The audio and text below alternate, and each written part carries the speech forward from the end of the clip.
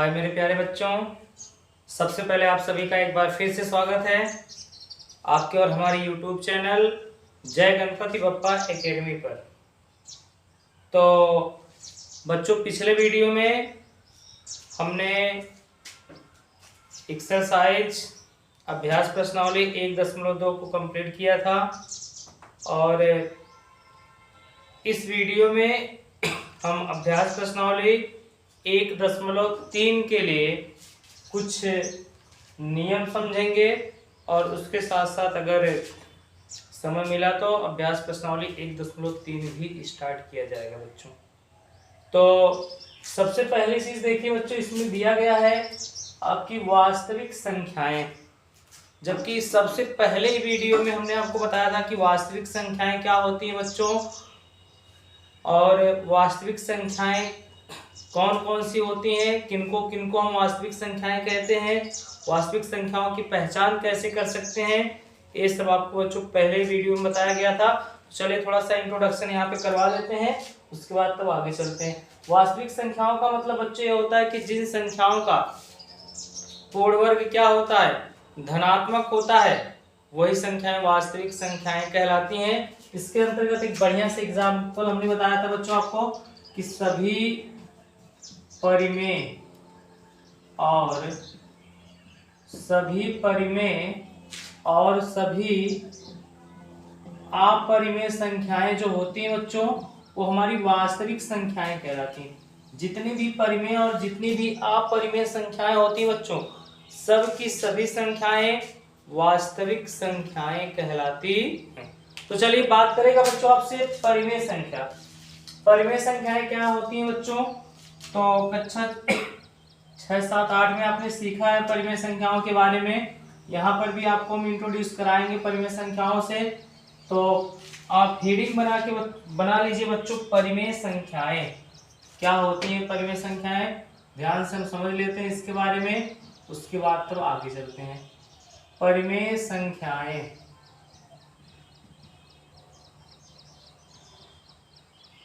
जिसकी अंग्रेजी होती है बच्चों RATIONAL, rational, NUMVERS, rational numbers. Rational numbers माने होता है बच्चों परिमेय संख्याएं। क्या होती है बच्चों, आप पिछली कक्षाओं में सीख चुके हैं। हमने बहुत सिंपल तरीके से सीखा था कि P/Q या फिर अंश बटा हर, P/Q या फिर अंश बटा हर के रूप में लिखी जाने वाली संख्या को परिमेय संख्या कहते हैं। जहां पर बच्चों ये जो Q है, ये जो हर है, Q is not equal to क्या हो, 0। P/Q या अंश बटा हर के रूप में कोई भी संख्या लिखी जाए, चाहे वो धनात्मक हो या फिर चाहे ऋणात्मक हो बच्चों, वे संख्याएं आपकी परिमेय संख्याएं कहलाती हैं। जैसे अगर इस तरीके से लिख दिया बच्चों, लिख दिया गया 4/5, हमने पूछ लिया बताओ 4/5 ये परिमेय संख्या है कि नहीं है। ये देखिए P/Q के रूप में लिखी गई बच्चों, इसलिए यह आपकी परिमेय संख्या है।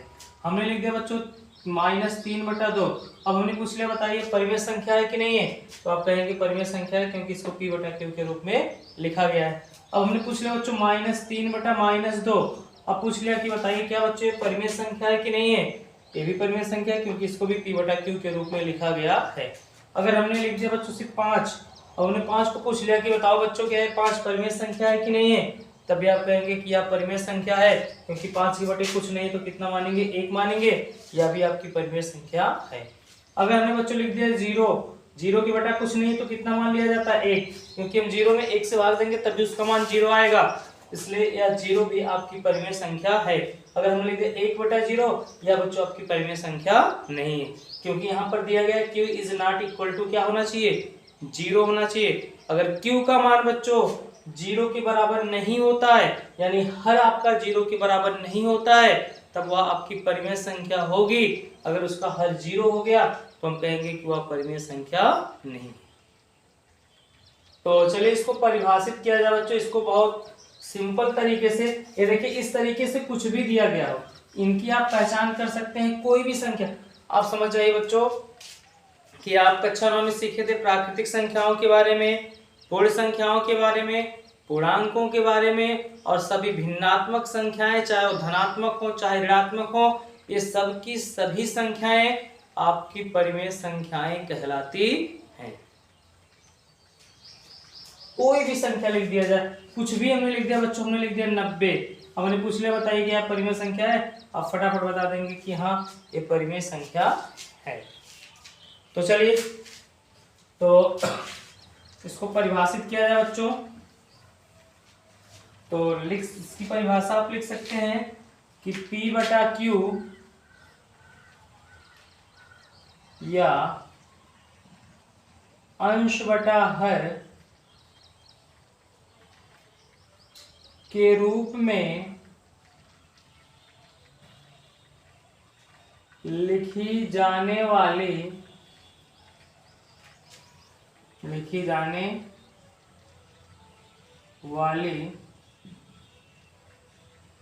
संख्या को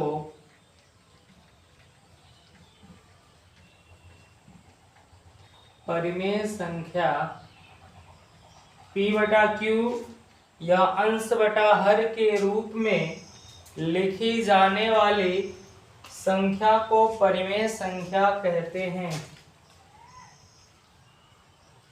परिमेय संख्या कहते हैं जहां पर हम कह सकते हैं Q is not equal to 0, यानी Q का मान यानी हर का मान 0 के बराबर ना हो। जैसे आप कह सकते हैं कि 4/11 हो गया बच्चों, आपकी परिमेय संख्या हो जाएगी। ऐसे तमाम कई संख्याओं को भी आप ले सकते हैं बच्चों, सबकी सभी संख्याएं आपकी परिमेय संख्याएं कहलाती हैं। 6/7 हमने ले लिया, ये परिमेय संख्या होगी। -3/12 हमने ले लिया बच्चों, ये भी परिमेय संख्या कहलाएगी। ये सब की सभी संख्याएं आपकी परिमेय संख्याएं कहलाती हैं।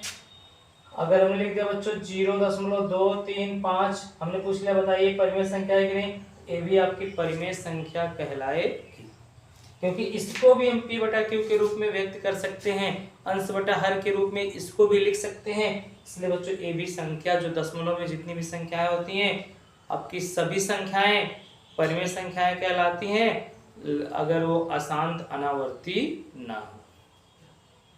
अगर अशांत अनावर्ती हो गई तो आपकी परिमेय संख्या नहीं कहलाती। जैसे अगर इस तरीके से दिया 0.1 0 1 0 0 1, फिर उसके बाद 3 0, फिर 1, फिर उसके बाद 4 0, हर स्टेप में एक अंक अगर किसी भी दशमलव संख्या में बढ़ता जा रहा हो बच्चों, तो आप कहेंगे कि वह आपकी परिमेय संख्या नहीं है। तो इस तरीके से ऐसी दशमलव संख्याएं जिनको हम P/Q के रूप में व्यक्त कर सकते हैं बच्चों, तो वही दशमलव संख्याएं आपकी परिमेय संख्याओं के अंतर्गत आएंगी, और जिनको हम P/Q के रूप में नहीं लिख सकते हैं वह हमारी परिमेय संख्याओं के अंतर्गत नहीं आएंगी। तो नोट कर लीजिए इसको।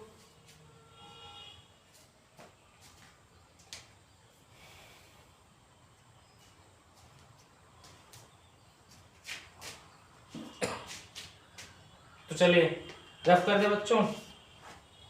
चलिए इसके बाद परिमेय और अपरिमेय दो संख्याओं की बात हुई थी बच्चों। इसके बाद अगली हेडिंग आप बनाएंगे अपरिमेय संख्याएं। इसके बाद अगली हेडिंग है बच्चों अपरिमेय संख्याएं। अपरिमेय संख्याएं जिसकी अंग्रेजी होती है IRRATIONAL, irrational, irrational, NUMVERS, irrational numbers माने होता है बच्चों अपरिमेय संख्याएं। तो अपरिमेय संख्याएं क्या चीज होती है बच्चों?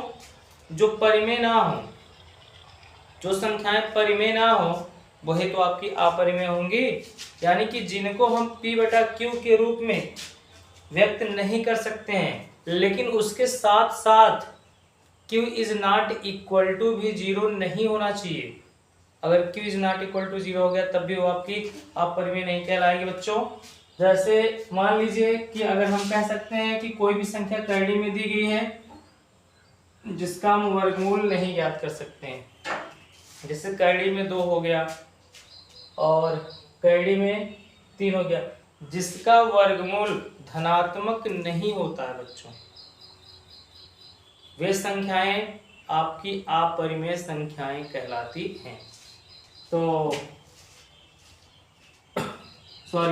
जिनका वर्गमूल प्राकृतिक संख्याओं के रूप का नहीं होता बच्चों, वे संख्याएं आपकी अपरिमेय संख्याएं कहलाती हैं।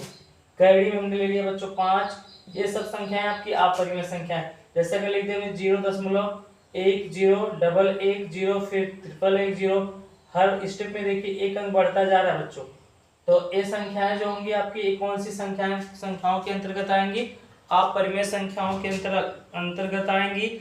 आप कह सकते हैं कि ऐसी संख्याएं जिनको p/q के रूप में तो व्यक्त नहीं कर सकते हैं, लेकिन q is not equal to भी 0 हो, तो वे संख्याएं अपरिमेय संख्याएं कहलाती हैं। लेकिन जहां पर p और q बच्चों क्या होना चाहिए? आपका पूर्णांक होना चाहिए। पूर्णांक के बारे में हमने बताया था, सभी धनात्मक तथा सभी ऋणात्मक और शून्य को लिया जाता है तो पूर्णांक होता है बच्चों। तो हम कह सकते हैं कि ऐसी संख्याएं जिन्हें p/q के रूप में व्यक्त नहीं किया जा सकता है तथा जहां पर p और q पूर्णांक हो और q is not equal to 0 हो, तो वे संख्याएं अपरिमेय संख्याएं कहलाती हैं। तो चलिए इसको नोट कीजिए। चलिए अब कर दें इसको, तो लिखिए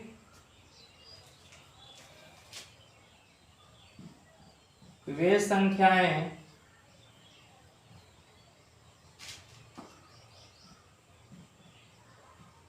जिन्हें p/q के रूप में, वे संख्याएं जिन्हें p/q के रूप में व्यक्त नहीं किया जा सकता है,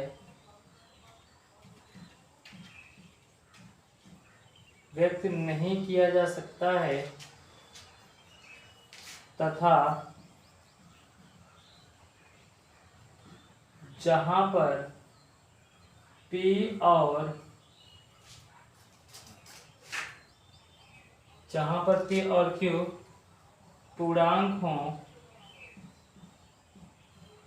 पूर्णांक हों तथा q is not equal to 0 हो, अपरिमेय संख्याएं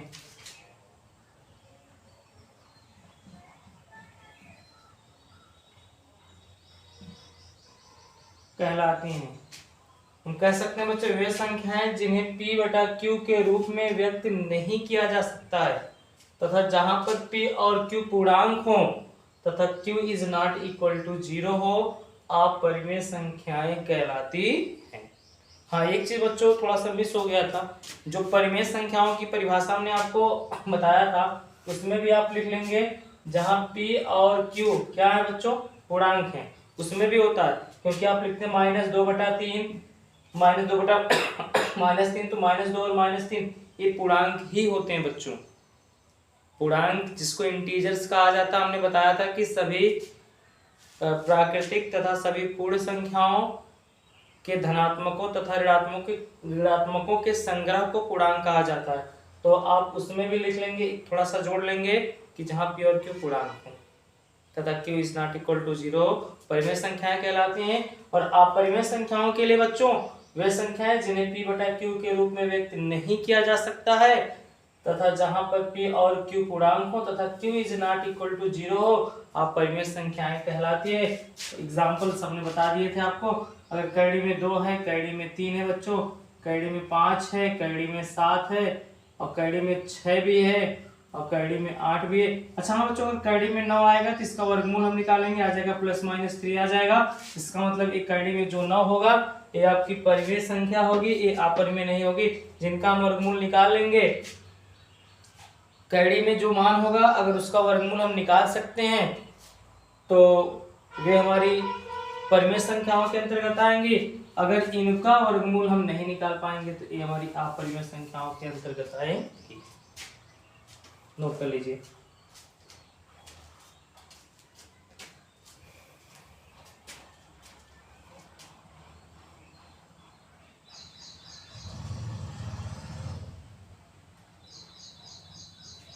तो चलिए रब कर दे बच्चों। चलिए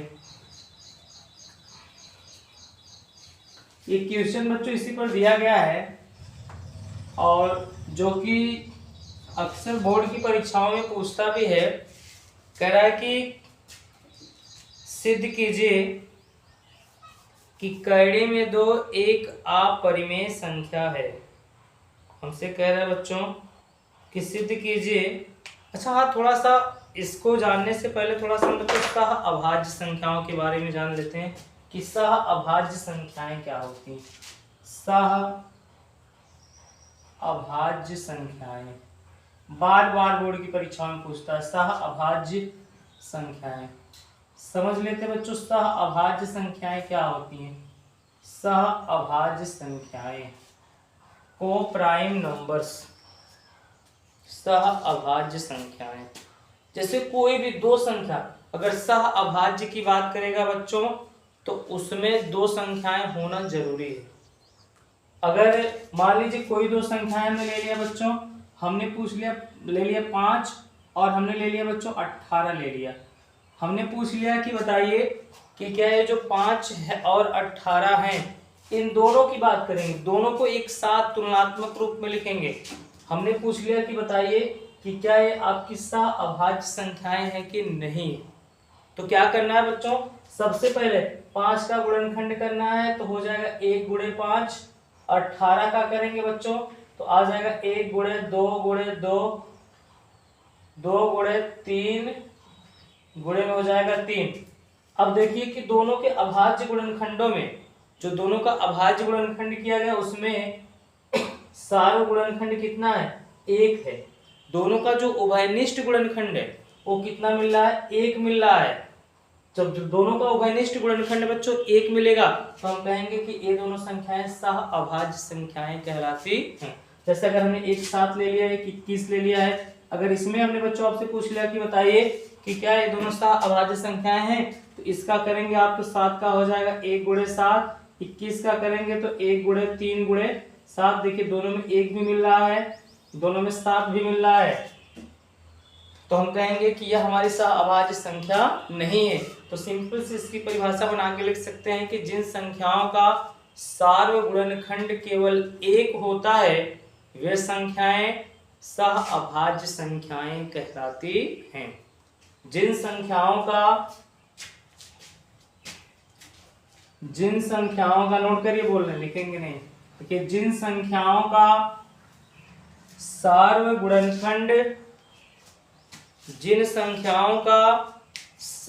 गुणनखंड केवल 1 होता है वे संख्याएं सह अभाज्य संख्याएं कहलाती हैं।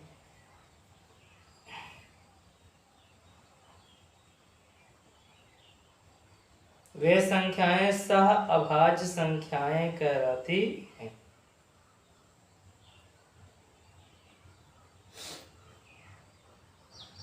चलिए प्रमेय नंबर 1 लिखिए। प्रमेय नंबर 1 पूछ लेता आपसे कि सिद्ध कीजिए। प्रमेय नंबर 1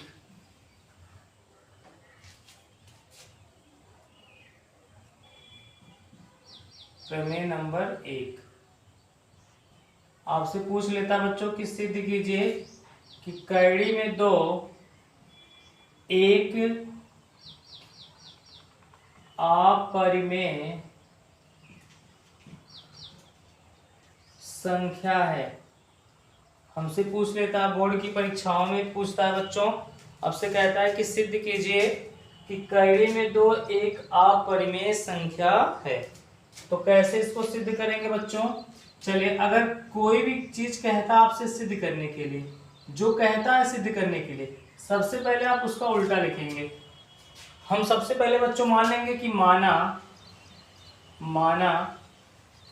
कड़ी में दो एक परिमेय संख्या है। हमने मान लिया कि माना कड़ी में 2 एक परिमेय संख्या है।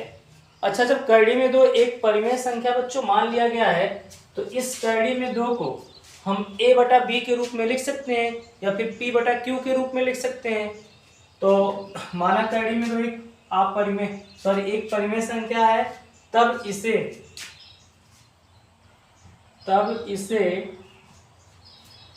a बटा b के रूप में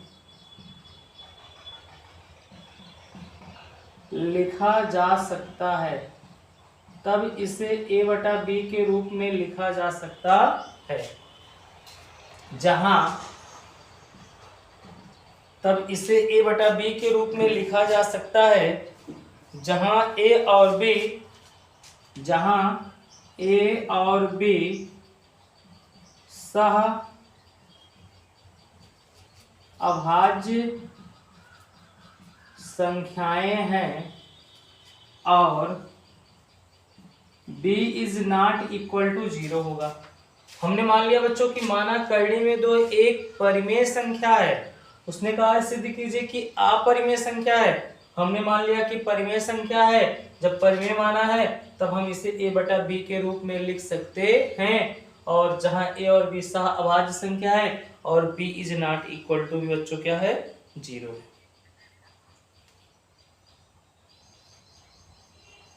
चलिए, तो अब इसको क्या लिख सकते हैं, जब इसको परिमेय माना है तो हम लिख सकते हैं कड़ी में 2 जो होगा वह a बटा b के क्या होगा बराबर होगा। इसको बना लिया बच्चों हमने समीकरण नंबर 1। हमने मान लिया कि कड़ी में 2 एक परिमेय संख्या है, तो जो कड़ी में 2 का मान होगा वह a बटा b के क्या होगा बराबर होगा। हमने लिख दिया कड़ी में 2 बराबर a बटा b, और इसको हमने मान लिया बच्चों समीकरण नंबर 1। अब क्या करते हैं, जो समीकरण 1 है इसके दोनों पक्षों का वर्ग करने पर, समीकरण 1 के दोनों पक्षों का वर्ग करने पर, वर्ग करेंगे बच्चों तो यहाँ आपका आ जाएगा कड़ी में 2 का स्क्वायर हो जाएगा, बराबर में a बटा b का भी स्क्वायर हो जाएगा। कड़ी में 2 का स्क्वायर करेंगे कड़ी हट जाएगी, 2 बराबर हो जाएगा a स्क्वायर बटे में b स्क्वायर, या a स्क्वायर बराबर लिख सकते हैं 2b स्क्वायर। a स्क्वायर बराबर यहाँ हम लिख सकते हैं बच्चों 2b स्क्वायर। a स्क्वायर बराबर 2b स्क्वायर, इसको मान लेते हैं समीकरण नंबर 2। नोट कीजिए इसको।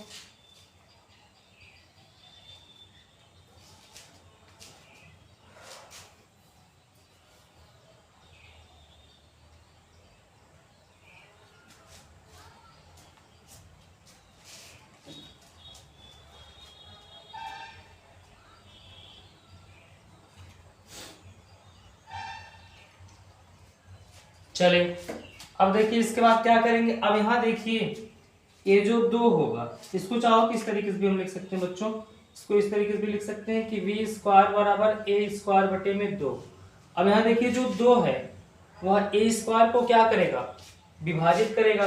लिख सकते हैं कि 2 a स्क्वायर को विभाजित करेगा। अच्छा बच्चों, अगर 2 a स्क्वायर को विभाजित करता है तो जो 2 होगा वह a को भी विभाजित करेगा। तो हम कह सकते हैं कि 2 a को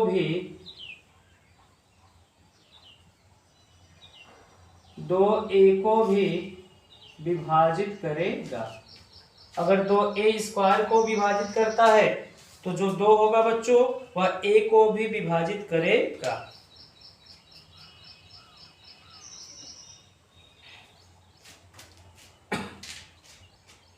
जब विभाजित करेगा तो हम a बराबर बच्चों लिख सकते हैं 2m, जहां m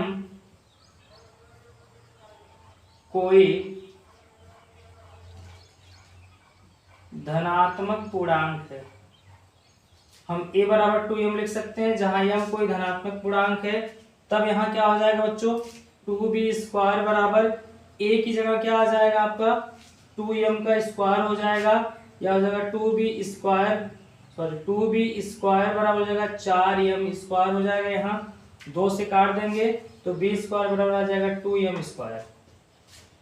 चलिए तो इधर आप कर दें बच्चों,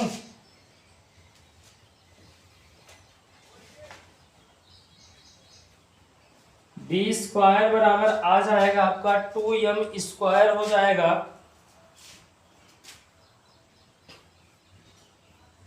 तो यहां भी हम कह सकते हैं बच्चों कि जो 2 होगा, 2 बी स्क्वायर को विभाजित करेगा। अगर हम पक्षांतर करेंगे तो जो 2 होगा वो बी स्क्वायर को क्या करेगा, विभाजित करेगा, काटेगा। 2 बी स्क्वायर को विभाजित करेगा बच्चों। जब 2 बी स्क्वायर को विभाजित करेगा तो 2 बी को भी विभाजित करेगा। 2 बी स्क्वायर को विभाजित करेगा बच्चों, तो 2 जो होगा वो बी को भी विभाजित करेगा।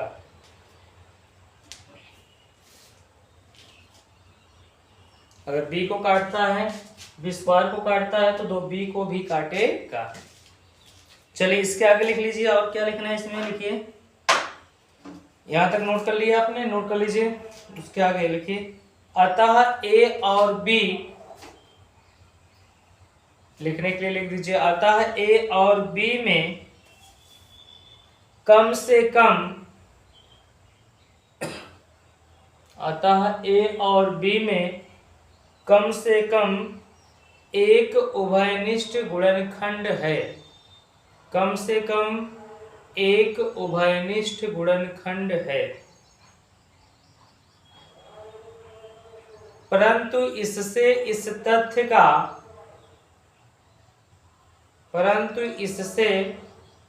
तथ्य का विरोधाभास प्राप्त होता है। देखिए, जब अगर ए और बी में कोई उभयनिष्ठ गुणनखंड होगा तभी तो ए और बी को 2 विभाजित करेगा। ए को भी 2 विभाजित करता है, स्क्वायर को भी करता है, बी को भी बच्चों 2 विभाजित करता है, और बी स्क्वायर को भी 2 विभाजित करता है। इसलिए हम कह सकते हैं कि ए और बी दोनों में कोई ना कोई एक उभयनिष्ठ गुणनखंड है। तो चलिए कहां तक लिखा आपने, परंतु इससे इस तथ्य का विरोधाभास प्राप्त होता है कि ए और बी में एक के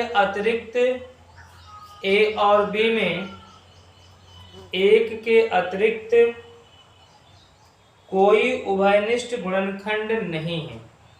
ए और बी में एक के अतिरिक्त कोई उभयनिष्ठ गुणनखंड नहीं है।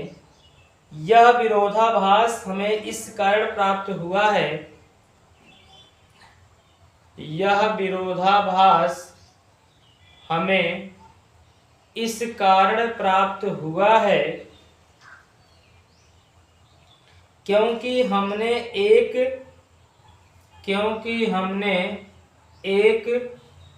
त्रुटिपूर्ण कल्पना कर ली है। क्योंकि हमने एक त्रुटिपूर्ण कल्पना कर ली है कि कड़ी में 2, क्या त्रुटिपूर्ण कल्पना की थी बच्चों? हमने एक गलत कल्पना एक ही थी कि कड़ी में 2 एक परिमेय संख्या है। क्योंकि हमने एक त्रुटिपूर्ण कल्पना कर ली थी कि कड़ी में 2 एक परिमेय संख्या है। नीचे लाइन छोड़ के लिखिए, अतः इससे यह निष्कर्ष निकलता है कि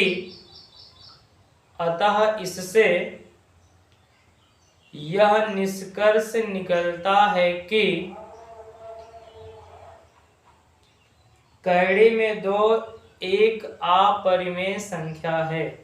अतः इससे यह निष्कर्ष निकलता है कि कड़ी में 2 एक अपरिमेय संख्या है। तो चलिए, तो इसको रब कर दे बच्चों। तो अगली रीडिंग बनाइए आप।